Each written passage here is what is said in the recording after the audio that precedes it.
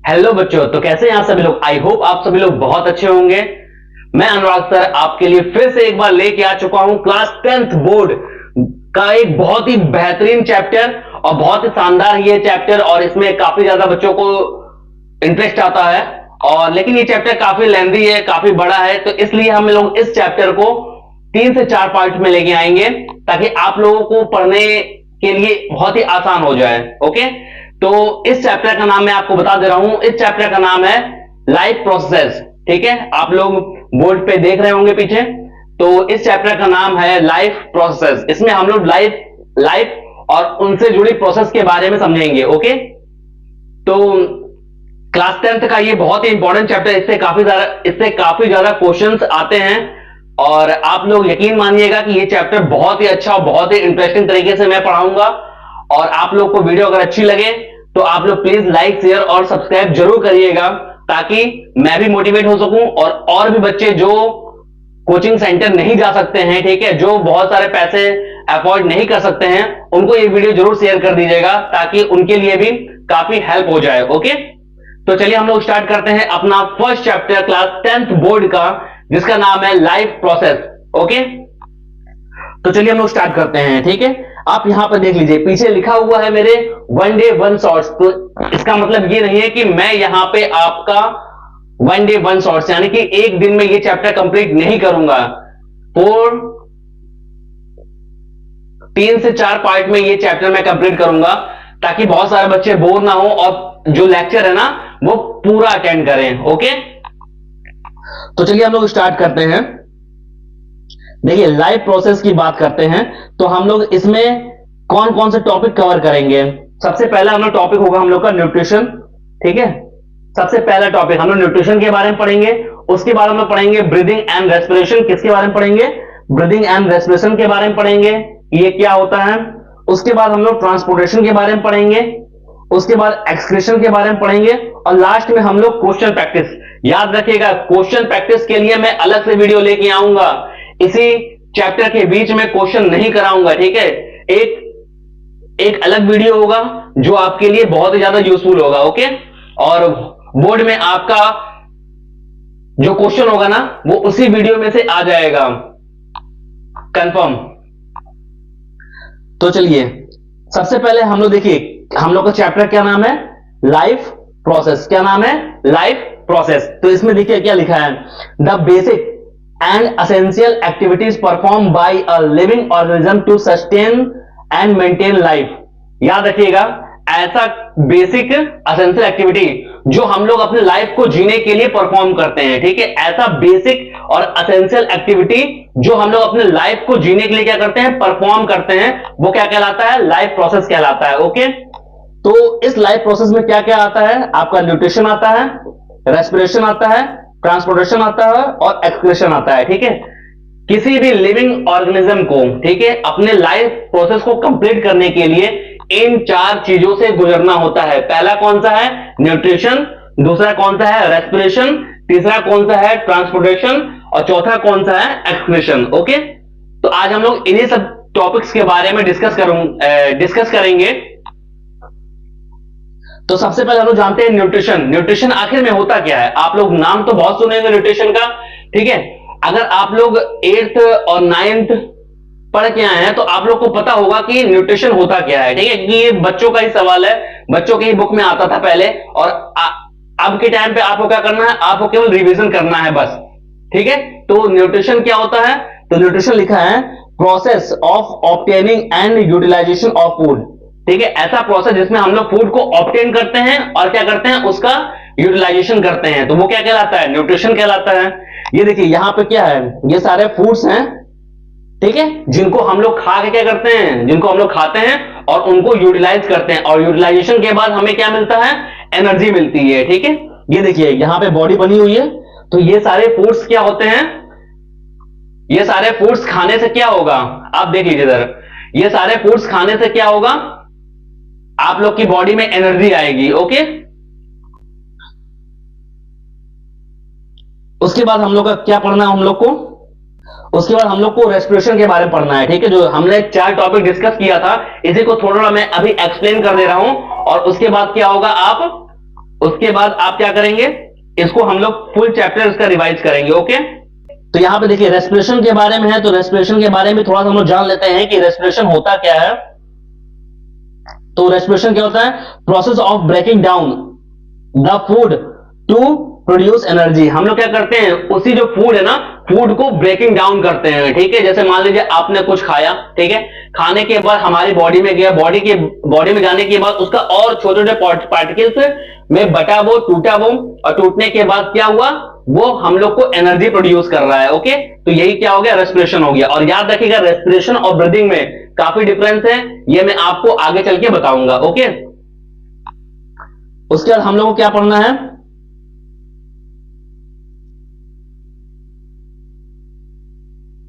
उसके बाद हम लोग को पढ़ना है ट्रांसपोर्टेशन। ट्रांसपोर्टेशन में हम लोग, ट्रांसपोर्टेशन क्या होता है, process of transporting useful substance from part two another part of the organism.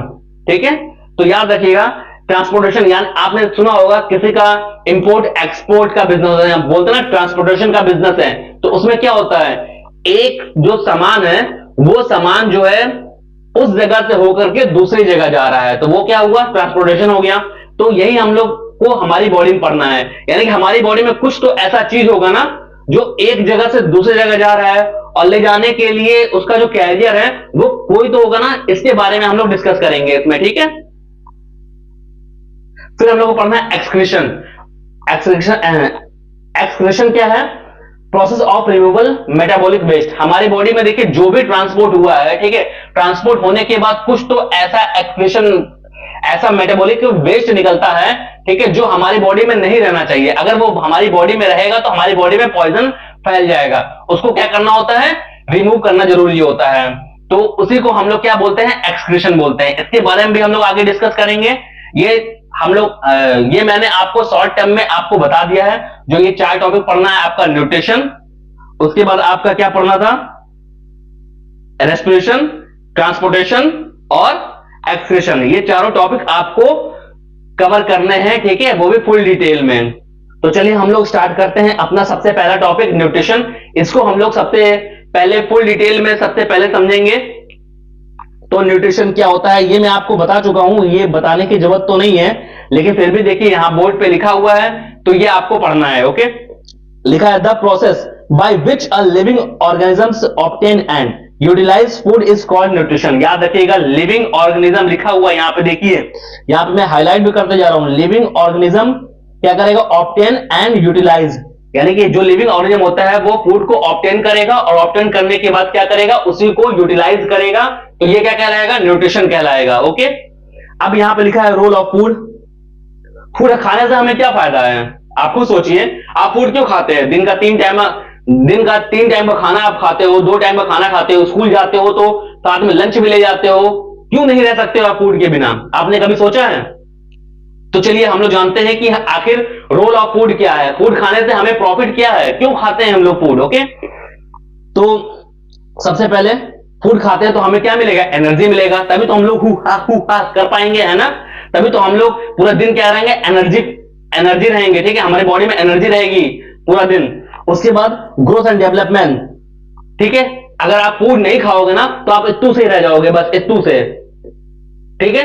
अब फूड खाने से क्या हुआ, हम पहले इत्तू से थे और फूड खा खा के हम इत्तू सा हो गए, माने बड़े हो गए हम लोग। ओके, तो ये क्या करता है, हमारी बॉडी में ग्रोथ करेगा और हमारी बॉडी को डेवलपमेंट में हेल्प करेगा। उसके बाद है हमारा रिपेयर ऑफ डैमेज टिश्यू। हमारे बॉडी में कोई भी टिश्यू जो है या सेल जो है वो डैमेज अगर हो जाता है तो इसी फूड से जो न्यूट्रिशन मिलता है ना, उसी न्यूट्रिशन से क्या होगा, रिपेयर ऑफ डैमेज टिश्यू, जिसमें हेल्प करेगा, ठीक है। उसके बाद देखिए अब कुछ न्यूट्रिएंट्स होते हैं जो हमें बहुत ज्यादा हेल्पफुल होते हैं, हमारे लिए बहुत ज्यादा क्या होते हैं, हेल्पफुल होते हैं। वो न्यूट्रिशन कौन से हैं, कंपोनेंट ऑफ फूड्स होते हैं। वो कौन कौन से, carbohydrate, proteins, fats, vitamins and minerals and fibres, ठीक है। ये सारी चीजें हमारे बॉडी के लिए क्या होते हैं, रामबाण होते हैं, ठीक है। अगर ये चीजें हमारी बॉडी में, अगर हमारी बॉडी को प्रॉपर तरीके से नहीं मिले तो क्या होगा, हमारे बॉडी में उस चीज की कमी हो जाएगी, ठीक है। बहुत सारे ऐसे बीमारियां हो जाएंगी, ठीक है, बहुत सारे ऐसे डिजीज हो जाएंगे, बहुत सारे ऐसे प्रॉब्लम्स हो जाएंगी जिनसे हम सर्वाइव नहीं कर पाएंगे, और उनसे रिकवर पाने के लिए हम लोग को ये चीजें लेनी ही पड़ेंगी। ओके, अब हम लोग टाइप्स ऑफ न्यूट्रिशन की बात करते हैं। देखिए, न्यूट्रिशन के भी टाइप होते हैं। कौन कौन से टाइप है? आप बचपन से पढ़ते आ रहे हो कि type of nutrition, autotrophic nutrition और हेटरोट्रॉपिक न्यूट्रिशन। ठीक है, कौन कौन से? एक ऑटोट्रॉपिक, एक हेटरोट्रॉपिक। तो दो टाइप के न्यूट्रिशन होते हैं, एक होता है आपका ऑटोट्रॉपिक न्यूट्रिशन और दूसरा क्या होता है? Heterotrophic nutrition. आप लोग एक काम करिएगा, आप लोग पेन और पेपर लेके बैठिएगा, अपने नोट्स बनाते रहिएगा, जिससे क्या होगा, आप लोग को बहुत ज्यादा हेल्प होगा। ठीक है, अभी एग्जाम आने वाले हैं। अभी हो सकता है बहुत सारे ऐसे बच्चे हैं जिनके हाफ ईयरली एग्जाम चल रहे होंगे और बहुत सारे ऐसे बच्चे हैं जिनके हाफ ईयरली एग्जाम चलने वाले होंगे, लेकिन होना इसी मंथ में है। ठीक है, सितंबर के मंथ में ही क्या होगा, आपका हाफ ईयरली एग्जाम होने वाला है। तो इसीलिए आप लोगों से एक रिक्वेस्ट है कि आप लोग प्लीज नोट्स बनाइएगा। ये मत सोचिएगा कि स्कूल में नोट्स बना दिया गया है, कोचिंग में जहां पढ़ते हो वहां पे नोट्स बना दिया गया है, तो यहां पे नोट्स नहीं बनाए क्यों, लेक्चर अटेंड कर। नहीं, आप लोग यहां पे नोट्स बनाइए, क्योंकि सब सारे टीचर के पढ़ाने का मेथड अलग होता है। सारे टीचर के पढ़ाने का जो नोट्स होता है ना, वो नोट्स अलग होता है। ठीक है, तो इसलिए आप लोगों से रिक्वेस्ट है कि आप लोग प्लीज नोट्स बनाते रहिएगा। चलिए हम लोग आते हैं अपने टॉपिक पे। तो हम लोग जान गए कि टाइप ऑफ न्यूट्रिशन कितने टाइप के होते हैं। न्यूट्रिशन कितने टाइप के होते हैं? दो टाइप के होते हैं। एक होता है आपका ऑटोट्रॉपिक न्यूट्रिशन और एक होता है आपका हेटरोट्रॉपिक न्यूट्रिशन। तो चलिए इनके बारे में भी हम लोग जान लेते हैं थोड़ा सा। सबसे पहला हम लोग का टॉपिक है ऑटोट्रॉपिक न्यूट्रिशन। आखिर ये क्या होता है? ऑटोट्रॉपिक न्यूट्रिशन ये क्या होता है, ये हम लोग को जानना है। ठीक है, देखिए लिखा हुआ है यहाँ पे, organism prepare their own food. क्या लिखा है? Organism prepare their own food, यानी कि ऐसे ऑर्गेनिज्म जो अपना फूड, ठीक है, क्या करेंगे, खुद प्रिपेयर करेंगे, तो वो क्या कहलाएंगे? Autotrophic nutrition. ठीक है, चलिए मैं आपसे एक क्वेश्चन पूछता हूं कि आपके घर में खाना कौन बनाता है?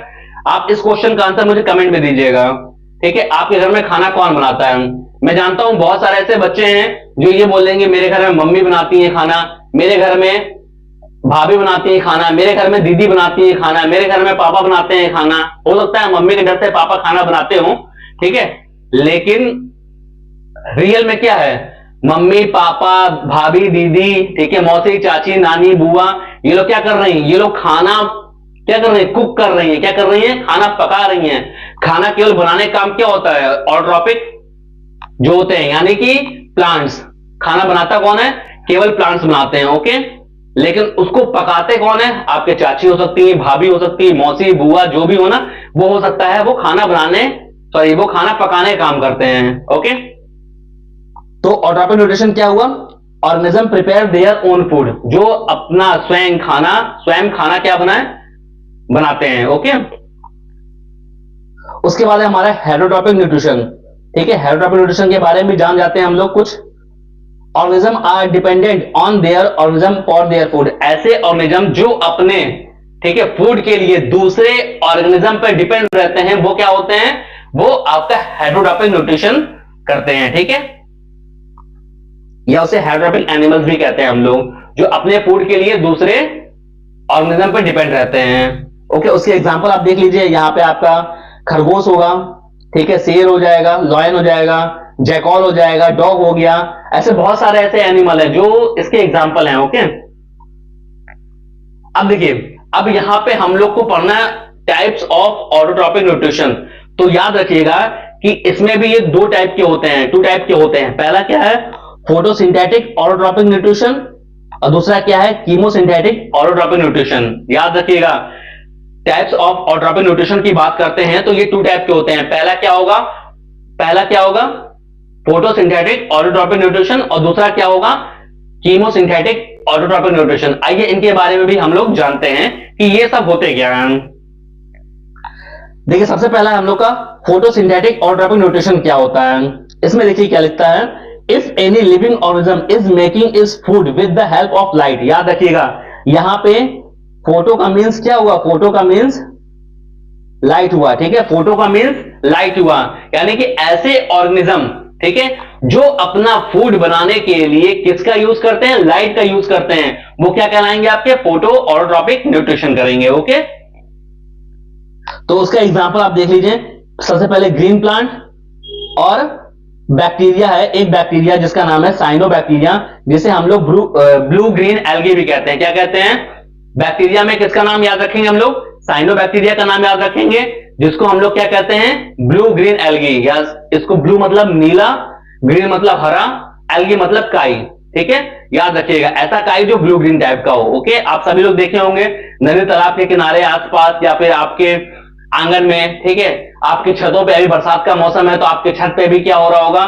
Blue green algae, cyanobacteria type के बैक्टीरिया आ जा रहे होंगे। ओके, तो आप लोग उसको समझ गए। अब हम लोग को पढ़ना है कीमोसिंथेटिक ऑलोट्रॉपिक न्यूट्रिशन के बारे में। If any living organisms is making its food with the help of chemical, यानी कि ऐसे एनिमल या ऐसे ऑर्गेनिज्म जो अपना खाना बनाने के लिए केमिकल्स का यूज करें। ठीक है, केमिकल्स के प्रेजेंस में अपना फूड बनाएं, वो क्या कहलाएंगे? कीमोसिंथेटिक ऑलोट्रॉपिक न्यूट्रिशन करते हैं। ओके, उसका एग्जांपल देखिए क्या है आपका, पर्पल सल्फर बैक्टीरिया। ठीक है, क्या करेगा ये केमिकल के प्रेजेंस में, ठीक है, प्रेजेंस ऑफ केमिकल, ठीक है, वो क्या करेगा? अपना फूड प्रिपेयर करेगा। अब नेक्स्ट है हम लोग का हेटरोट्रॉपिक न्यूट्रिशन के बारे में भी जान लेते हैं कुछ। तो इसमें भी 3 टाइप के, ठीक है, ऑर्गेनिजम्स आते हैं। सबसे पहला ऐसा ऑर्गेनिज्म जो होलोजोइक न्यूट्रिशन करेंगे, दूसरा जो सैप्रोजोइक करेंगे, और तीसरा जो पैरासिटिक होते हैं, जो पैरासाइट से हम लोग कहते हैं वो होते हैं। ठीक है, अब इनके बारे में फुल डिटेल हम लोग जानते हैं। सबसे पहला होलोजोइक न्यूट्रिशन करने वाले एनिमल के बारे में जानेंगे। ठीक है, यहां पर लिखा है दो organisms feed by ingesting solid organic matter which is then digested and absorbed into the bodies। इसमें क्या याद रखिएगा, जो भी सॉलिड फूड कंज्यूम करेगा ना, वो होलोजोइक न्यूट्रिशन करेगा। क्या करेगा? होलोजोइक न्यूट्रिशन करेगा। जो भी सॉलिड फूड कंज्यूम करेगा वो क्या करेगा? होलोजोइक न्यूट्रिशन करेगा। उसका एग्जांपल देखिए, मैन, हे भगवान, ये देखो कैसा मैन बना हुआ है, कितना डेंजर मैन बना हुआ है, आप देखो। ठीक है, ये पता नहीं किस आदि मानव आदिवासी का डायग्राम यहां पे लगा हुआ है, लेकिन कोई बात नहीं, ये भी मैन ही है, ये भी क्या करेगा? होलोजोइक न्यूट्रिशन ही करेगा। ठीक है, तो यहां पे ह्यूमन की बात कर लेते हैं, अमीबा हो गया और पैरामीशियम, ये लोग क्या करेंगे? ये लोग होलोजोइक न्यूट्रिशन करते हैं। कैसा न्यूट्रिशन करते हैं? होलोजोइक न्यूट्रिशन करते हैं। ओके, उसके बाद है हम लोग का होलोजोइक न्यूट्रिशन की टाइप्स की अगर बात कर लेते हैं तो हर्बीवोरस, ठीक है, जैसे हम हर्बीवोर्स करते हैं, कार्निवोर्स और ओमनिवोर्स। ठीक है, अब हर्बीवोर्स की बात करते हैं तो an herbivores is an organism that feed mostly of plants. Herbivores क्या करेगा? याद रखिएगा, ऐसे एनिमल या ऐसे ऑर्गेनिज्म जो केवल और केवल प्लांट्स पे डिपेंड रहते हैं, वो क्या होते हैं? वो हर्बीवोर्स कहलाते हैं। ओके, तो उसके एग्जांपल आपका क्या हो जाएगा? ये डियर हो गया आपका, ठीक है, और कौन जो है हर्बीवोर्स है? वो काऊ हो गया, ठीक है, बफेलो हो गई, ये लोग हर्बीवोर्स एनिमल्स में आ जाएंगे। ओके, उसके बाद है हमारा कार्निवोर्स। कार्निवोर्स की बात करते हैं तो carnivores are animals that eats the meat of other animals. ऐसे एनिमल जो क्या करते हैं? अपने खाना के लिए, अपने फूड के लिए दूसरे एनिमल की बॉडी पे डिपेंड रहते हैं। ठीक है, जैसे मान लो कि शेर हो गया, ठीक है, शेर क्या करेगा? लॉयन हो गया, फॉक्स हो गया, वोल्फ हो गया, लेपर्ड हो गया, टाइगर हो गया, क्रोकोडाइल हो गया, डॉल्फिन हो गई और ईगल हो गया। ठीक है, ये लोग कार्निवोर एनिमल हैं। ये लोग क्या करते हैं? केवल और केवल मांस ही खाते हैं, मांस के अलावा घास नहीं खाते हैं। ओके, ना प्लांट्स बेस्ड पे डिपेंड रहते हैं। उसके बाद बात करते हैं हम लोग ओमनिवोर्स की। तो omnivores are animals that eat both plant and meat. ठीक है, ओमनिवोर्स एनिमल क्या करेंगे? वो प्लांट भी खा लेते हैं और मीट भी खा लेते हैं। जरूरत पड़ी तो वो प्लांट भी खा लेंगे और जरूरत पड़ी तो वो मीट भी खा लेते हैं। ठीक है, इंसानों की तरह नहीं, इंसान भी होता है कार्निवोर्स, लेकिन इंसान क्या करेगा? वो स्वाद, उसको अगर आज स्वाद लेना है तो वो क्या करेगा? आज ही जाएगा, चिकन विकन बकरा वगैरह कटवाएगा, मछली कटवाएगा और कटवा के खा लेगा। ठीक है, क्यों? क्योंकि वो स्वाद, याद रखिएगा। ठीक है, पेट भरने के लिए वो नहीं खाता है, पेट भरने के लिए जानवर खाते हैं, लेकिन जो ह्यूमन होता है ना, वो केवल टेस्ट के लिए खाता है। ओके, प्रोटीन्स के लिए खाता है, क्योंकि मांस में क्या होता है? मांस में प्रोटीन ज्यादा पाया जाता है। इसी वजह से क्या करते हैं? जिम वाले जो बंदे होते हैं, ठीक है, बहुत सारे ऐसे बंदे हैं, ठीक है, जो क्या करते हैं? जो मीट को अपना भोजन बनाते हैं, या तो टेस्ट के लिए या तो अपना खुद बॉडी बिल्डिंग के लिए। ठीक है, ओमनिवोर्स एनिमल्स में डॉग की बात करते हैं। डॉग आ गया, कैट आ गई, क्रो हो गया, पिग हो गया, हैन हो गया, कॉकरोच हो गया, एंट हो गई, स्क्वायरल हो गया, पिकॉक हो गया, रैट हो गया, ठीक है। ये सब क्या है, ये सब ओमनीवोर्स हैं, यानी कि ये सब क्या करेंगे, प्लांट पे भी डिपेंड रहेंगे और अदर एनिमल पे भी डिपेंड रहेंगे, ओके। अब सैप्रोफिटिक न्यूट्रिशन की बात करते हैं। तो सैप्रोफिटिक न्यूट्रिशन क्या होता है, बहुत लंबा वर्ड है सैप्रोफिटिक न्यूट्रिशन।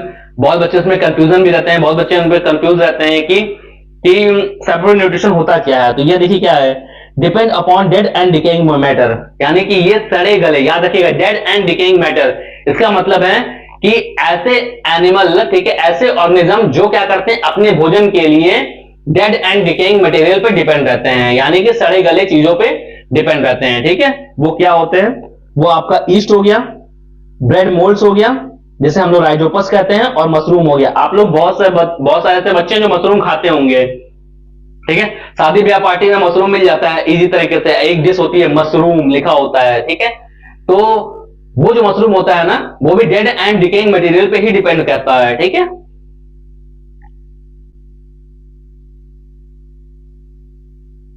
उसके बाद है पैरासिटिक न्यूट्रिशन, ठीक है, जिसे हम लोग पैरासाइट्स कहते हैं, उसके बारे में जानते हैं।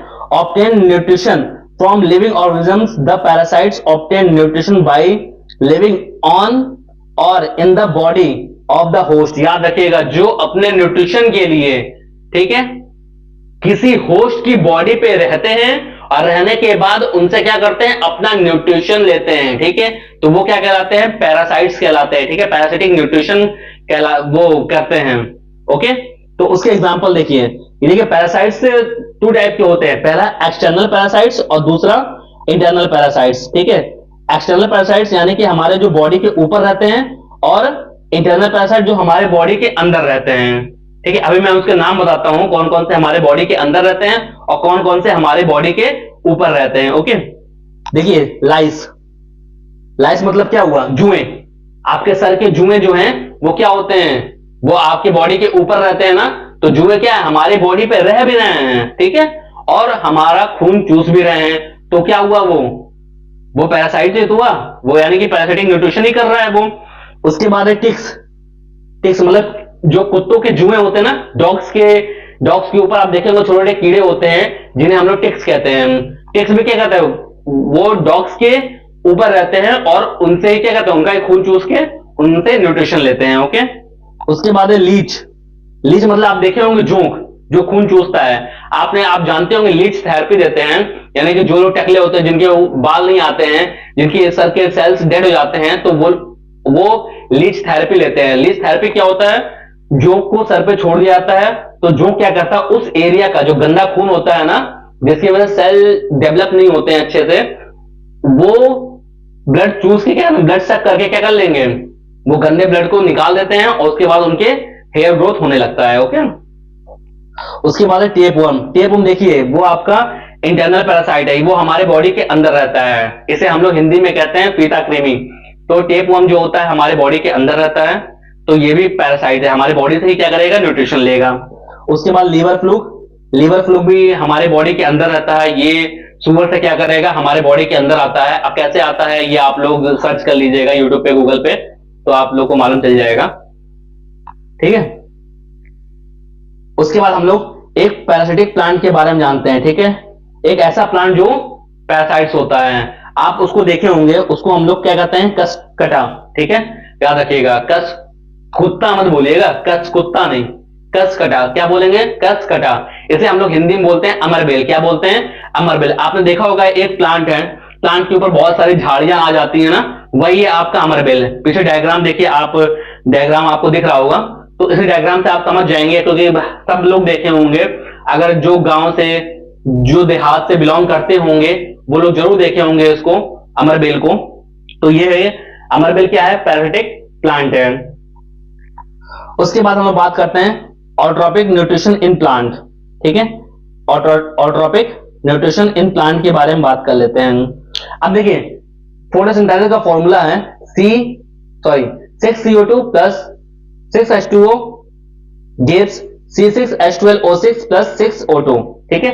यहां पे अब हम लोग फॉर्मूला लेते हैं 6CO2 plus 12H2O gives C6H12 plus 6CO2, ठीक है। तो यहां पे देखिए यहां पे हम लोग बात करते हैं 6CO2 की। ये देखिए, ये हम लोग को कहां से मिलता है? ये हम लोग को एटमॉस्फेयर से मिल जाता है। सबसे पहली चीज तो कहां से मिलेगा? ये हमें एटमॉस्फेयर लिख दे रहे हैं, एटीएम लिख दे रहे हैं, ठीक है। ये हमें एटीएम से मिल जाता है। एटीएम मतलब वो मत समझिएगा जहां से पैसे निकालते हैं, एटीएम मतलब एटमॉस्फेयर, ठीक है। और H2O हम लोग कहां से मिलेगा? प्लांट को कहां से मिलता है? वो सॉइल से मिल जाता है, ठीक है। तो याद रखिएगा, जैसे ही सूरज की रोशनी, सन की रोशनी होती है ना, वो क्या होती है? सन बना रहा हूं मैं, सन की रोशनी इस वाटर पे पड़ेगी, ठीक है। तो वाटर दो हिस्सों में टूट जाएगा, यानी कि हाइड्रोजन अलग हो जाएगा और ऑक्सीजन अलग हो जाएगा। और ऑक्सीजन अलग होते ही ये क्या होगा? एटमॉस्फेयर में तुरंत रिलीज हो जाता है। यानी कि जो हम लोग को ऑक्सीजन मिल रहा है ना, वो प्लांट के लिए वेस्ट था, ठीक है।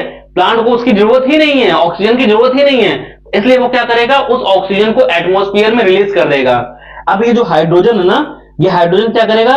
इसके साथ रिएक्ट करेगा, और रिएक्ट करने के बाद क्या बनाएगा? ग्लूकोज बनाता है। क्या बनाता है? ग्लूकोज बनाता है। और ये जो O2 था ना, O2 क्या होगा? O2 जो ऑक्सीजन में क्या रिलीज हुआ था, ओके। और यहां पे बाय डिफॉल्ट क्या बन जाता है? H2O बन जाता है, यानी 6H2O भी होगा। तो ये बाय डिफॉल्ट बनता है, ठीक है। ये एक प्रोसेस है, ये जो फोटोसिंथेसिस है, उस प्रोसेस में एंड प्रोडक्ट जो होता है वो H2O ही निकलता है, ओके।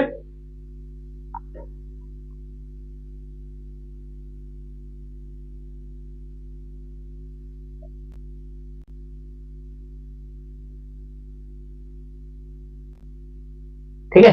अब स्टेप ऑफ फोटोसिंथेसिस, क्या फोटोसिंथेसिस का क्या स्टेप है, इसके बारे में पढ़ लेते हैं कि आपके एग्जाम में आता है तो आपको ये स्टेप लिखना होगा। तो आप लोग इस स्टेप्स को ध्यान से देखिएगा और इसको रट्टा मार लीजिएगा, याद कर लीजिएगा, ठीक है। आपके लिए काफी यूजफुल रहेगा। सबसे पहले क्या है? Absorption of light energy by chlorophyll. याद रखिएगा, एब्जॉर्प्शन ऑफ लाइट, लाइट को क्या करेंगे? एब्जॉर्ब करेंगे, ठीक है, बाय क्लोरोफिल, क्लोरोफिल द्वारा, ओके। उसके बाद क्या है? Conversion of light energy of chemical energy and splitting of water molecules into the hydrogen and oxygen. मैंने बताया था ना कि जैसे ही लाइट पड़ेगी क्या हो जाएगा? हाइड्रोजन अलग हो जाएगा और ऑक्सीजन अलग हो जाएगा, ओके। उसके बाद थर्ड पॉइंट है reduce of carbon dioxide to carbohydrates, ठीक है। जैसे ही कार्बन हाइड्रोजन जो है वो कार्बन डाइऑक्साइड से मिलेगा और मिलने के बाद तुरंत कार्बोहाइड्रेट क्या था हमारा? ग्लूकोज था, तो ग्लूकोज में कन्वर्ट हो जाएगा, okay. Plant store glucose in form of starch. जो प्लांट होता है वो ग्लूकोज को किस फॉर्म में स्टोर करता है? वो स्टार्च के फॉर्म में स्टोर करेगा, ठीक है। अब उसी तरह मैं बात करूं अगर ह्यूमन की, तो ह्यूमन ग्लूकोज को किस फॉर्म में स्टोर करता है? ग्लाइकोजन के फॉर्म में। किस फॉर्म में? ग्लाइकोजन के फॉर्म में स्टोर करेगा। और याद रखिएगा, स्टार्च जो है, स्टार्च एक कॉम्प्लेक्स शुगर है। क्या है? स्टार्च एक कॉम्प्लेक्स शुगर है। अब हम लोग स्टोमेटापोर के बारे में बात कर लेते हैं कि आखिर में ये स्टोमेटापोर होता क्या है, ठीक है। Stomata are tiny pore like structure present on surface of leaf. आपने लीफ देखा होगा, तो लीफ के ऊपर आप जब उसको जूम करके देखेंगे ना, अब आप सोचेंगे जूम कैसे हो? आप एक लेंस का यूज करिए, ठीक है। लेंस ना हो तो आप लोग अपने मोबाइल को ही जूम कर दीजिए, ठीक है। मोबाइल से ही फोटो खींचिए और फोटो को जूम करिए, तो देखिए आपको छोटे छोटे क्या मिलेंगे? पोर्स मिलेंगे। वही पोर क्या है? स्टोमेटापोर है, ठीक है। तो यहां पे देखिए जूम करके दिखाया हुआ है, ये छोटे छोटे पोर आपको देखने को मिलेंगे, इसे हम लोग कहते हैं स्टोमेटा। अब बात करते हैं फंक्शन ऑफ स्टोमेटा की। आखिर जो पत्तियों में छोटे छोटे छेद होते हैं उसका काम क्या है? क्या फंक्शन है उसका, जो हम लोग को पढ़ना है, ठीक है। फंक्शन ऑफ स्टोमेटा, सबसे पहला ट्रांसपिरेशन। ट्रांसपिरेशन मतलब ये वाटर लॉस से बचाते हैं, याद रखिएगा, वाटर लॉस से बचाते हैं। दूसरा क्या है? Exchange of gas during photosynthesis and respiration. ये क्या करते हैं? फोटोसिंथेसिस के टाइम पे क्या करेंगे? एक्सचेंज ऑफ गैसेस का यूज करते हैं, ठीक है। एक्सचेंज ऑफ गैसेस करते हैं, ठीक है। यहां पे देख लीजिए ओपन स्टोमेटा और क्लोज स्टोमेटा, ठीक है। ओपन स्टोमेटा में क्या होता है? ये मान लीजिए ये बीन्स है और ये बीन्स है, तो ये अगर आपस में क्या है, ठीक है, आपस में अगर इस टाइप से बीन्स फूली हुई है, ठीक है, तो हम लोग कहेंगे कि ये आपका ओपन स्टोमेटा है। और बीन ऐसे पचक गई तो ये क्या हो जाएंगी? ये आपका क्लोज स्टोमेटा, ओके। यहां पे लिखा जीसी यानी कि गार्ड सेल। क्या है? जीसी मतलब गार्ड सेल विल स्वेल यानी कि जब भी फूला होगा तो H2O enter through the endosmosis and stomata is open. ठीक है, गार्ड सेल में अगर फूली हुई है, स्वेल है, तो स्वेल होने पे क्या होगा, H2O यानी कि वाटर जो है वो अंदर रहेगा। ठीक है, अंदर आया रहेगा, तभी क्या होती है, गार्ड सेल फूल जाती हैं, जैसे हम लोग ओपन स्टोमेटा कहते हैं।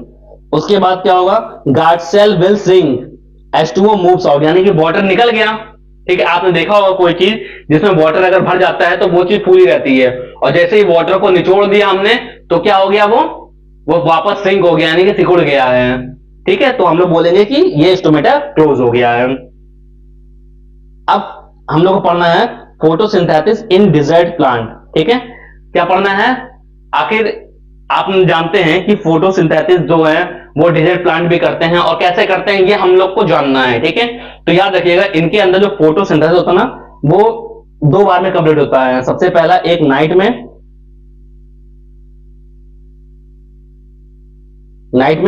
एक डे में।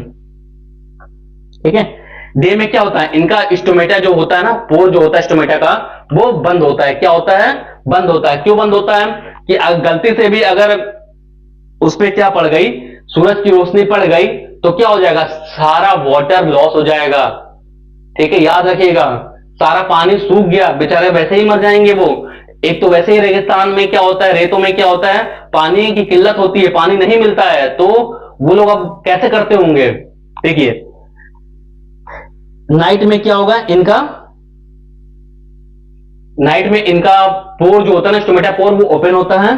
ठीक है, ओपन होगा, ओपन होने के बाद ये लोग सॉइल से क्या ले लेंगे, सॉइल से वाटर ले लेंगे, वाटर लेंगे। ठीक है, वाटर लेने के बाद यहां पे एक स्टेज बनाते हैं। एक स्टेज होता है इंटरमीडिएट स्टेज। ठीक है, कौन सा स्टेज होता है, इंटरमीडिएट, यानी कि जब भी, याद रखें, नाइट में जब भी इनका वो होगा ना, क्या नाम है, स्टोमेटा पोर ओपन होगा, पोर ओपन होने के बाद वो लोग सॉइल से क्या लेंगे, वाटर लेंगे। वाटर लेने के बाद ना इन दोनों के रिएक्शन से क्या बनेगा, एक स्टेज बनता है जिसे हम लोग इंटरमीडिएट स्टेज कहते हैं, और इसी स्टेज में क्या बनेगा, मैलिक एसिड बनता है।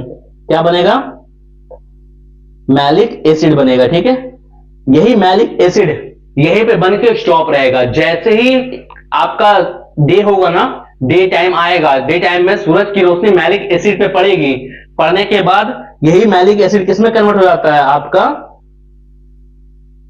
ग्लूकोज में कन्वर्ट हो जाएगा। ठीक है, फिर उसके बाद ग्लूकोज क्या करेगा, प्लांट जो होगा वो स्टार्च के फॉर्म में उसको एब्जॉर्ब कर लेगा। ओके, तो यही था कि photosynthesis in desert plant, desert plant में फोटोसिंथेसिस कैसे होती है। अब हम लोग देखिए, हम लोग के बारे में लिखा है, what happen to the food that we eat, यानी कि हम लोग फूड खाते हैं तो क्या होता है, सबसे पहले क्या होगा, इंजेक्शन होगा।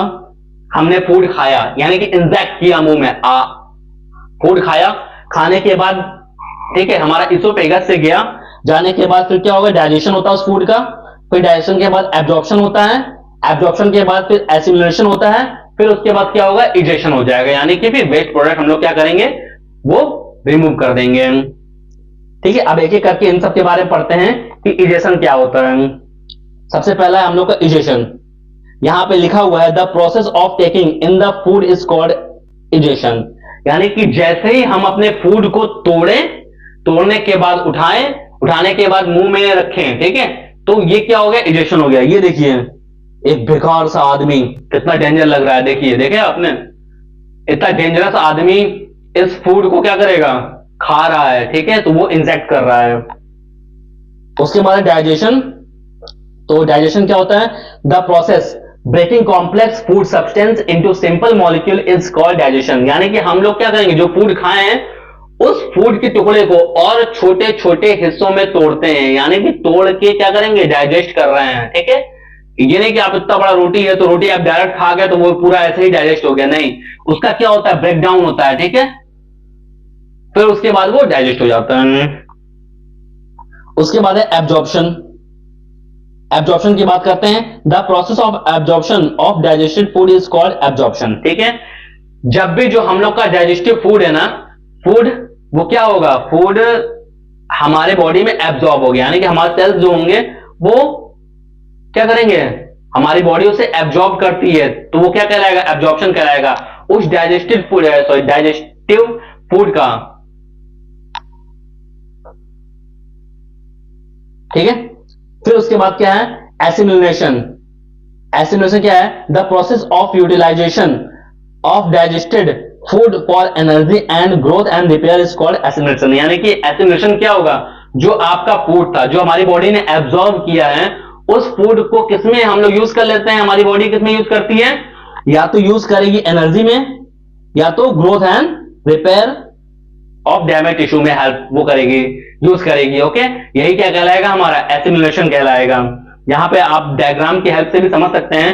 मैंने सारे जो टॉपिक्स हैं उसमें सब में डायग्राम लगाया है, ताकि आप लोग डायग्राम की हेल्प से समझ सकें। ठीक है, क्योंकि बच्चों को क्या होता है, जो बच्चों को लिखा हुआ याद नहीं रहता है, बच्चों को जो डायग्राम से समझा दो, बता दो, वो बच्चों को याद रहता है।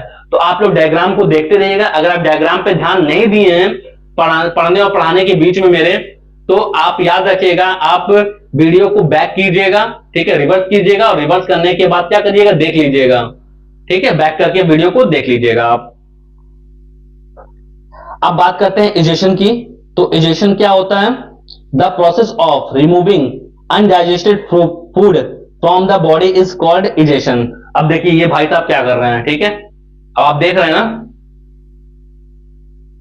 देख लीजिए मेरे पीछे हैं ये भाई साहब। ये भाई साहब क्या कर रहे हैं, ये भाई साहब अपना जो वेस्ट मटेरियल है ना, यानी कि अपनी बॉडी को हल्की कर रहे हैं ये भाई साहब। अगर हल्की नहीं करेंगे तो फिर वापस खा पाएंगे क्या, नहीं खा पाएंगे। ठीक है, तो इसीलिए ये क्या कर रहे हैं, इजेशन कर रहे हैं। ओके, जो अनडाइजेस्टेड फूड होता है, गलती से हमारा फूड जो डाइजेस्ट नहीं कर पाता है, जो वेस्ट प्रोडक्ट होता है हमारे फूड में, उस फूड को निकालना ही क्या कहलाएगा, इजेशन कहलाएगा। ओके, अब बात करते हैं न्यूट्रिशन इन अमीबा। अमीबा में न्यूट्रिशन कैसे होता है, आपने देखा होगा अमीबा का सबसे पहले कोई शेप नहीं होता है। ठीक है, आप कैसा बनाइए वो अमीबा ही बनेगा। ठीक है, अब जो शेप सोच नहीं सकते हैं, उस शेप के वो शेप अगर आ जाए आपके सामने, तो समझ जाइए अमीबा का ही शेप है वो। ओके, तो अमीबा का कोई फिक्स शेप नहीं होता है। अमीबा के अंदर आप किसी डायग्राम देखिएगा, ये न्यूक्लियस है, ठीक है, अब यहां पे फूड पार्टिकल्स है। तो अमीबा क्या करेगा, जैसे मान लीजिए ये फूड पार्टिकल्स है और ये अमीबा है, तो अमीबा क्या करेगा, एक फॉल्स फीड बनाता है। ठीक है, याद रखिएगा, जिसे हम लोग स्यूडोपोडिया कहते हैं। उस स्यूडोपोडिया से इस फूड को पकड़ लेगा, कैप्चर करेगा, और कैप्चर करने के बाद उसको अपने फूड वैक्यूल्स में एंटर कर देगा। ठीक है, और उसी फूड वैक्यूल्स में क्या होगा, फूड डाइजेस्ट होता है। ओके, तो यहां पे देखिए स्यूडोपोडिया बनाया, फूड वैक्यूल्स के अंदर गया, और खाना उसके फूड वैक्यूल में चला गया। ठीक है, अमीबा सबसे पहले जानिए कि अमीबा एक प्रोटोजोआ है। क्या है, एक प्रोटोजोआ है। अमीबा है स्यूडोपोडिया, जिसे हम लोग क्या कहते हैं, स्यूडोपोडिया को फॉल्स फीड कहते हैं। और ये फॉल्स फीड क्या किसमें हेल्प करेगा, मूवमेंट में हेल्प करता है, और दूसरा कैप्चरिंग ऑफ फूड में हेल्प करेगा। ठीक है, कैप्चरिंग ऑफ फूड में हेल्प करेगा। ठीक है, अब देखिए यहां पे स्यूडोपोडिया से उसने क्या किया, कैप्चर ऑफ फूड को पकड़ा, उसके बाद टेक इन फूड वैक्यूल्स, फिर digested of food in food vacuoles. Food का जो डाइजेशन है ना, वो फूड वैक्यूल्स में ही होगा। उसके बाद जो अनडाइजेस्टेड फूड होगा उसको क्या करेगा, move to surface of cell and thrown out. Cell के सरफेस पे लाएगा और उसके बाद बाहर उसे निकाल देगा। ठीक है, तो अमीबा में ये न्यूट्रिशन था, और न्यूट्रिशन के बाद एक्सक्रीशन था, कि अमीबा में एक्सक्रीशन भी कैसे होता है, ये आप समझ चुके हैं। अब हम लोग पढ़ते हैं न्यूट्रिशन इन ह्यूमन। ठीक है, ह्यूमन में न्यूट्रिशन आखिर में होता क्या है, ठीक है, कैसे होता है, क्या प्रोसेस है, सब हम लोग जानेंगे। ह्यूमन में देखिए, अगर बात करते हैं ह्यूमन की, ह्यूमन में फूड डाइजेशन के लिए, याद रखिए कि ह्यूमन में फूड डाइजेशन के लिए क्या होता है, एक डाइजेस्टिव सिस्टम होता है। ठीक है, इस डाइजेस्टिव सिस्टम के दो पार्ट होते हैं। ठीक है, कौन कौन सा, एक होता है आपका एलिमेंट्री कैनाल, दूसरा होता है एसोसिएटेड ऑर्गन। ठीक है, डाइजेस्टिव सिस्टम के कितने पार्ट होते हैं, दो पार्ट होते हैं। पहला कौन सा, एक एलिमेंट्री कैनाल और दूसरा एसोसिएटेड ऑर्गन। तो सबसे पहले हम लोग पढ़ेंगे अब एलिमेंट्री कैनाल के बारे में, जानते हैं कि आखिर में एलिमेंट्री कैनाल होता क्या है। तो एलिमेंट्री कैनाल के बारे में क्या है, ए लॉन्ग हॉलो ट्यूब। ठीक है, याद रखिएगा सबसे पहली चीज, ए लॉन्ग हॉलो ट्यूब होती है। एक ऐसा ट्यूब होगा स्ट्रक्चर, ठीक है, ट्यूब लाइक स्ट्रक्चर होगा, और हॉलो होगा मतलब खोखला होता है। उसके बाद which contains organ through which the food actually passes, oesophagus. ठीक है, ये क्या होगा, इसोफेगस। और इसमें क्या इंक्लूड होता है, स्टोमक, स्मॉल इंटेस्टाइन और लार्ज इंटेस्टाइन। ठीक है, इसमें इंक्लूड होता है। ठीक है। और साथ में एनएस भी आप बोल सकते हैं कि एनएस भी इंक्लूड होता है। आपका एलिमेंट्री कैनाल में क्या होगा, सबसे पहले इसोफेगस से स्टार्ट हुआ। यहां पे डायग्राम देखिए, ये इसोफेगस है, ये देखिए इसोफेगस में क्या होगा, स्टमक होगा, ठीक है। स्टमक में क्या हो जाएगा, स्टमक के बाद स्मॉल इंटेस्टाइन, लार्ज इंटेस्टाइन और उसके बाद एनस हो जाएगा। तो ये आपका एलिमेंट्री कैनाल हुआ। उसके बाद हम बात करते हैं एसोसिएटेड ऑर्गन, यानी कौन कौन से ऐसे ऑर्गन हैं जो आपका फूड डाइजेशन में हेल्प करते हैं, ठीक है। एसोसिएटेड ऑर्गन्स ये बोलते हैं, ठीक है। अब कौन कौन से हैं, organ that help in digestion but no food passes through them, यानी कि इसमें से फूड पासेज नहीं होता है, याद रखिएगा।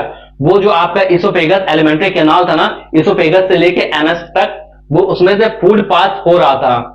लेकिन ये जो ऑर्गन है एसोसिएटेड ऑर्गन, इसमें से फूड पासेज नहीं होता है, ठीक है। कौन कौन सा है वो, आपका लीवर हो गया, ठीक है। उसके बाद पैंक्रियास हो गया, सलाइवरी ग्लैंड्स हो गए, बस इतना ही बहुत है आपके लिए, ठीक है। सलाइवरी ग्लैंड्स सबसे पहले, लीवर, पैंक्रियाज, ठीक है। तो ये सब क्या हो गया, एसोसिएटेड आपका ऑर्गन हो गए हैं। यहां पे आपका ये लीवर है, यहां पे पैंक्रियाज है और सलाइवरी ग्लैंड्स ऊपर होता है, मुंह में होता है, माउथ में होता है, ओके। अब हम लोग पढ़ते हैं सबसे पहले माउथ के बारे में, कि माउथ के बारे में क्या क्या लिखता है। फूड इज इंजेस्टेड, ठीक है। याद रखिएगा माउथ ही ऐसा पार्ट है कि हम लोग फूड को इंजेक्ट करते हैं। कभी आपने सुना है किसी ने कहीं और से फूड इंजेक्ट किया हो, नहीं ना। अभी जब बोले ग्लूकोज जो है वो हम लोग यहां से लेते हैं, कब तक लेंगे, हम लोग को सॉलिड खाना लेना है, ठीक है, सॉलिड फूड लेना है। तो सॉलिड फूड क्या आप नसों से चढ़ा सकते हो, नहीं चढ़ा सकते आप, उसके लिए माउथ का यूज करना ही पड़ेगा, ओके। उसके बाद क्या करेंगे, crush and chewed with the help of teeth, हम लोग क्या करेंगे, वो जो खाना खाए हैं उसको हम लोग क्रश करेंगे और च्यूड मतलब चबाएंगे।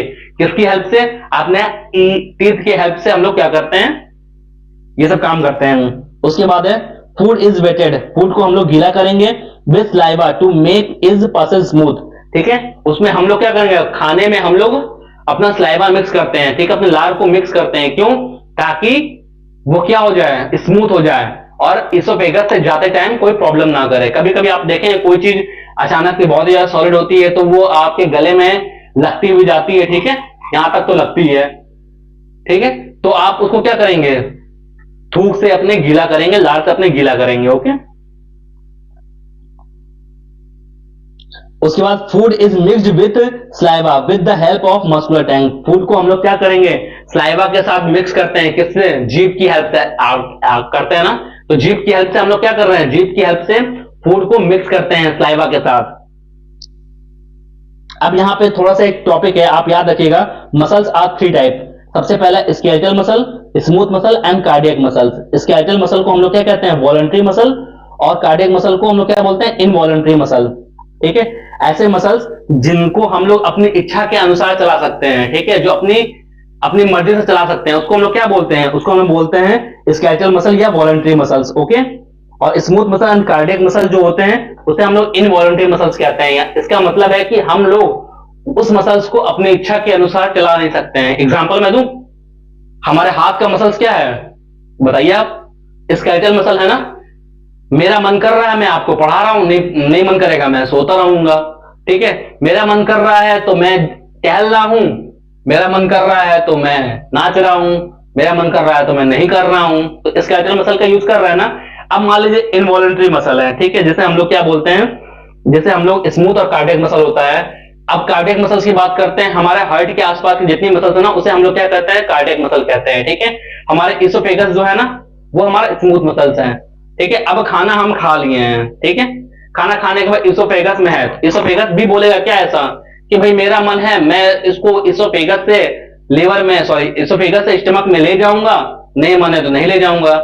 अगर एक बार आपका खाना आपके मुंह से गले में चला गया, उसके बाद याद रखिएगा वो रुकने वाला नहीं है, उसका डाइजेशन होगा ही होगा, और जो डाइजेस्ट नहीं हो पाएगा वो एक्सक्रीशन द्वारा क्या हो जाएगा, इजेशन द्वारा क्या हो जाएगा, वो बाहर निकल जाएगा, ठीक है।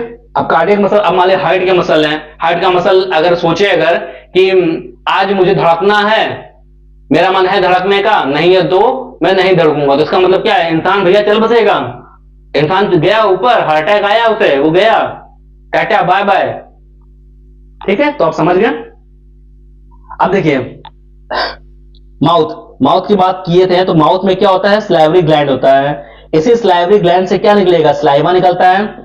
और स्लाइवा क्या करेगा, उसमें स्लाइवरी एमाइलेज होते हैं। क्या होते हैं, स्लाइवरी एमाइलेज होते हैं। अब ये स्लाइवरी एमाइलेज जो है ना, वो क्या करेगा, वो स्टार्च को कन्वर्ट कर देगा किसमें, माल्टोज में। ठीक है, हमारे बॉडी में ऐसा तो है नहीं कि सब ग्लूकोज ही आता है, कुछ स्टार्च भी आता होगा। और स्टार्च क्या करेगा, स्टार्च को किसमें कन्वर्ट कर देता है, माल्टोज में कन्वर्ट करता है। स्टार्च क्या होता है, हम लोग पहले ही पढ़े हैं कि स्टार्च एक कॉम्प्लेक्स शुगर है। क्या है, एक कॉम्प्लेक्स शुगर है। और माल्टोज क्या है, एक सिंपल शुगर है। माल्टोज क्या है, एक सिंपल शुगर है। तो हमारी बॉडी में जो स्लाइवा होती है ना, स्लाइवा कहां से रिलीज होता है, निकलता है, स्लाइवरी ग्लैंड से होता है। इसमें क्या होता है, स्लाइवरी एमाइलेज नाम का एक एंजाइम होता है, जो क्या करेगा, जो स्टार्च को किसमें कन्वर्ट कर देगा, आपका माल्टोज में। माल्टोज क्या है, सिंपल शुगर है, और स्टार्च क्या है, कॉम्प्लेक्स शुगर है। ओके, दूसरा क्या है हम लोग का, इसोफेगस। इसे हम लोग फूड पाइप भी कहते हैं। क्या बोलते हैं, food pipe. Food is push down bursts due to the rhythmic contraction and relaxation of muscles and is known as peristaltic movement। याद रखिएगा, आपने केचुआ देखा है, केचुआ कैसे रेंगता है, ऐसे आगे जाएगा, फिर ऐसे जाएगा, फिर ऐसे जाएगा, फिर ऐसे जाएगा, फिर ऐसे जाएगा, फिर ऐसे जाएगा। वैसे ही हमारे बॉडी में भी होता है, हमारे बॉडी में इसोफेगस में होता है, जिसे हम लोग क्या कहते हैं, पेरिस्टाल्टिक मूवमेंट कहते हैं। तो एक बार खाना गया, जैसे मान लीजिए ये खाना है, एक जा रहा है, तो ये यहां तक पहुंचेगा, फिर ये क्या होगा, कॉन्ट्रैक्ट करेगा, फिर रिलैक्स हो जाएगा, फिर कॉन्ट्रैक्ट करेगा, फिर रिलैक्स हो जाएगा, फिर कॉन्ट्रैक्ट करेगा, फिर रिलैक्स हो जाएगा। इसी मूवमेंट को हम लोग क्या बोलते हैं, पेरिस्टाल्टिक मूवमेंट करते हैं। और ऐसे ही फूड होता है, वो इसोफेगस से कहां पहुंचेगा, स्टमक तक पहुंचता है। ओके, किसी डायग्राम देख लीजिए, इसोफेगस का डायग्राम है, माउथ से लेके पूरा स्टमक तक का पार्ट बना हुआ है यहाँ पे, तो आप इसको देख लीजिएगा। उसके बाद है आपका स्टमक। हम लोग स्टमक के बारे में बात करते हैं। इसे हम लोग जे शेप्ड ऑर्गन कहते हैं। यार ये देखिए, कुछ कुछ जे टाइप का बना हुआ ना, ये देखिए, इसे हम लोग जे शेप्ड ऑर्गन कहते हैं। उसके बाद क्या है, widest part of alimentary canal. ठीक है, हमारे एलिमेंट्री कैनाल का सबसे चौड़ा हिस्सा होता है, सबसे वाइडेस्ट पार्ट होता है। ठीक है, अगर मैं पूछूं कि वाइडेस्ट पार्ट कौन सा होता है एलिमेंट्री कैनाल का, तो आप कहिएगा स्टमक होता है। ओके, अब देखिए इसी में क्या होता है, हमारे स्टमक के अंदर गैस्ट्रिक ग्लैंड होते हैं। क्या होते हैं, गैस्ट्रिक ग्लैंड होते हैं। और गैस्ट्रिक ग्लैंड क्या रिलीज करते हैं, गैस्ट्रिक जूस रिलीज करते हैं। क्या रिलीज करते हैं, जूस, जो आपके फूड को क्या करते हैं, डाइजेस्ट करने में हेल्प करते हैं। और गैस्ट्रिक जूस में कौन कौन से आपके एंजाइम्स आते हैं, पेप्सिन आता है, HCl आता है, और म्यूकस आता है। ठीक है, पेप्सिन किस में हेल्प करेगा, पेप्सिन क्या करेगा, ब्रेक डाउन ऑफ प्रोटीन, यानी कि प्रोटीन को तोड़ने में हेल्प करता है पेप्सिन। ठीक है, हमने खूब सारा चिकन खा लिया, प्रोटीन वाले डाइट ले लिए हैं, तो अब उस प्रोटीन को डाइजेस्ट कौन करेगा, डाइजेस्ट का मतलब है कि उसको ब्रेक डाउन कौन करेगा, तब तो डाइजेस्ट होगा। डाइजेस्ट करने के लिए हमारी बॉडी में होता है पेप्सिन होता है। ठीक है, उसके बाद HCl क्या करेगा, HCl का आपको पता है कि मीडियम क्या होता है, एसिडिक होता है इसका, जिसको हम लोग हाइड्रोक्लोरिक एसिड कहते हैं। ठीक है, ये क्या करेगा, आपकी बॉडी में जो भी बैक्टीरिया आते हैं ना, यानी जो भी हानिकारक फूड में हानिकारक बैक्टीरिया आते हैं, उसको क्या करेगा, उसको मार देगा। ठीक है, HCl को ना हाइड्रोक्लोरिक एसिड बहुत ज्यादा, जिसे हम लोग तेजाब बोलते हैं, HCl हाइड्रोक्लोरिक एसिड है भाई, छूना नहीं, केमिस्ट्री में आप जानते होंगे। ठीक है, वही HCl है। उसके बाद है म्यूकस। ठीक है, म्यूकस क्या करेगा, protect inner line of the stomach. आप यहां पे देखिए, इनर लाइन है ना, ये यहां पे म्यूकस होता है, यहां पे म्यूकस होता है। क्यों होता है, वो क्या करता है, वो इनर लाइन से प्रोटेक्ट करता है। ठीक है, इनर लाइन को प्रोटेक्ट करता है किससे, HCl से। ये बताइए, अगर जो तेजाब होता है वो हमारे स्किन को जला सकता है, ठीक है, हमारे हाथ जला सकता है, या किसी भी लैट्रिन बाथरूम में लोग यूज करते हैं, उसको अच्छे से साफ कर सकता है। तो ये देखिए, ये सोचिए, क्या आपके पेट को नहीं जलाएगा, सोचिए, सोचने वाली बात है ना। क्यों नहीं जलाता है वो, क्योंकि हमारे बॉडी में म्यूकस होता है। म्यूकस क्या करता है, म्यूकस हेल्प करता है, HCl से बचाता है। ठीक है, अब देखिए एक क्वेश्चन है, why do we get acidity, हमें एसिडिटी क्यों हो जाती है, क्योंकि वहां पे क्या, excessive secretion of HCl। HCl का सिक्रेशन हमारी बॉडी में जब ज्यादा होने लगता है ना, तो हमें क्या होती है, खट्टी डकारें आना स्टार्ट हो जाती हैं। ठीक है, उसके बाद फिर उल्टी होता है। ठीक है, और फिर उसके बाद वो ठीक हो जाता है। कभी कभी होता है कि काफी टाइम तक आता रहता है, तो उसमें क्या होता है, एक्सेसिव सिक्रेशन ऑफ HCl का सिक्रेशन बहुत ज्यादा होने लगता है। उसके बाद बात करते हैं लीवर की। तो लीवर जो होता है उससे हम लोग को बाइल जूस निकलता है, क्या निकलता है, बाइल जूस। और पैंक्रियाज से क्या होता है, पैंक्रियाटिक जूस रिलीज होता है। ठीक है, लीवर से बाइल जूस निकलता है और पैंक्रियाज से पैंक्रियाटिक जूस निकलता है। ठीक है, अब ये दोनों करते क्या है, ये दोनों करते हैं break down of food in small intestine. Small intestine में फूड का ब्रेक डाउन कर देते हैं। ओके, उसके बाद आप पढ़ते हैं लीवर के बारे में। Secrets bile juice, bile juice का सिक्रेशन करता है, जैसा कि आपने ऊपर पढ़ा अभी। उसके बाद क्या है, bile juice is stored in gall bladder. Bile juice कहां पे स्टोर होता है, गॉल ब्लैडर में स्टोर होता है। फिर उसके बाद bile juice makes food alkaline, food को क्या करता है, एल्कलाइन बना देता है। Bile juice help in the emulsified of fat. Emulsified मतलब क्या होता है, इमल्सिफिकेशन, यानी कि फैट को और भी छोटे छोटे टुकड़ों में तोड़ना क्या हो जाएगा, इमल्सिफिकेशन हो जाएगा, यानी कि इमल्सिफाइड कर दिया वो फैट का। ओके, उसके बाद है पैंक्रियाज। अब पैंक्रियाज के बारे में थोड़ा जान जाते हैं कि secrets pancreatic juice with contains enzyme like. ठीक है, ये लोग क्या करते हैं, पैंक्रियाटिक जूस का रिलीज करता है। अब वो पैंक्रियाटिक जूस कौन सा, ट्रिप्सिन है, लाइपेज है और पैंक्रियाटिक एमाइलेज है। तो बात करते हैं ट्रिप्सिन की। तो ट्रिप्सिन होता है helps in digestion of protein, यानी कि प्रोटीन को डाइजेशन में हेल्प करता है, प्रोटीन को डाइजेशन में हेल्प करता है। ठीक है, उसके बाद है helps in break down of emulsified fat, यानी फैट को डाइजेस्ट करने में हेल्प करता है, क्या आपका लाइपेज। उसके बाद है pancreatic amylase, helps in digestion of carbohydrates. ठीक है, कार्बोहाइड्रेट्स को डाइजेस्ट होने में क्या करेगा, हेल्प करेगा, क्या, पैंक्रियाटिक आपका एमाइलेज। और ये देखिए यहाँ पे पैंक्रियाज का डायग्राम बना है, इसे कुछ और मत समझिएगा आप लोग, पैंक्रियाज ये आपका। ठीक है, तो ऐसे ही पैंक्रियाज तो लीवर के जस्ट नीचे ही होता है। ठीक, उसके बाद बात करते हैं स्मॉल इंटेस्टाइन की, बात कर लेते हैं हम लोग कि स्मॉल इंटेस्टाइन क्या होता है। देखिए 5 to 7 मीटर लॉन्ग, 5 से 7 मीटर क्या होता है, लॉन्ग होता है। Site of final digestion of food, यहीं पे क्या होता है, फूड का फाइनल और अंतिम डाइजेशन होता है। ठीक है, कहां पे, स्मॉल इंटेस्टाइन में होता है। ओके, उसके बाद है सीक्रेट्स इंटेस्टाइनल जूस। ये क्या करेगा, एक इंटेस्टाइनल जूस को भी सीक्रेट करता है, जो हमारे फूड को डाइजेस्ट करने में और भी ज्यादा हेल्प करते हैं। और लास्ट प्रोसेस होता है हमारे बॉडी में। तो इंटेस्टाइनल जूस में क्या होता है, इंटेस्टाइनल एंजाइम पाया जाता है, और ये एंजाइम क्या करेगा, कार्बोहाइड्रेट्स कन्वर्ट ग्लूकोज। ठीक है, कार्बोहाइड्रेट्स को किसमें कन्वर्ट कर देता है, ग्लूकोज में कन्वर्ट कर देता है। उसके बाद क्या है, fat converts to fatty acid plus glycerol. Fat को किसमें कन्वर्ट करता है, फैटी एसिड और ग्लिसरॉल में कन्वर्ट कर देता है। उसके बाद क्या है, protein convert amino acid. Protein को किसमें कन्वर्ट कर देता है, एमाइनो एसिड में कन्वर्ट कर देता है। आप यहां पे देख लीजिए। ठीक है, आप ये इस चार्ट को, ठीक है, स्क्रीनशॉट ले लीजिए, या तो अपने नोटबुक में इसको नोट कर लीजिए। ओके, बहुत ही इंपॉर्टेंट है ये। देखिए यहां पे आपका स्मॉल इंटेस्टाइन, ये अंदर का जो हिस्सा है ना, जो केचुए की तरह आपको दिख रहा है, ये देखिए, यही आपका क्या है, स्मॉल इंटेस्टाइन है।